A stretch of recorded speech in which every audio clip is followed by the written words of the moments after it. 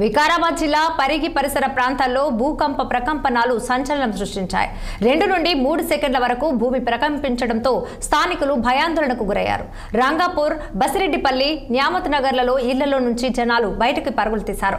తెల్లవారుజామున 3 గంటల సమయంలో ఈ భూకంపనాలు సంభవించాయి. ఇక అప్రమత్తమైన అధికారులు, పోలీసులు గ్రామానికి చేరుకుని భూకంపం ప్రకంపనాలపై ఆరా తీస్తున్నారు.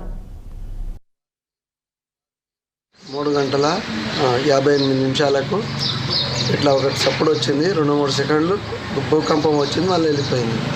అంటే భూకంపమే అనుకున్నారా? ఇట్లా మేము ఏదో ఒకటి యాక్సిడెంట్ అయిందా, ఏంది, మెయిన్ రోడ్ మీద ఉన్నాం కాబట్టి యాక్సిడెంట్ అనుకున్నాం, కానీ బయటికి వెళ్ళి చూస్తే భూకంపం వచ్చింది. మొత్తం కదిలింది. ఇళ్ళకి వెళ్ళి అందరు బయటకు వచ్చి అందరు ఇళ్ళకి వెళ్ళి బయటకు వచ్చారు. రాత్రి భూకంపం వచ్చింది. 4 గంటల రాత్రికి లేచినాము. లేస్తే గలగల వంకింది. 2-3 బండలు పడ్డాయి. ఏంది అబ్బా అని చూసినాము. 2-3 బండలు పడ్డాయి. నా పేరు బాలయ్య, పసడిపల్లి గ్రామం. భూమి కదిలింది. పండుగ ఇప్పుడు కదిలిన గిన్నెలు ఇట్లా దడుము కింద పడ్డాయి. ఎన్ని గంటలకు? 3:30.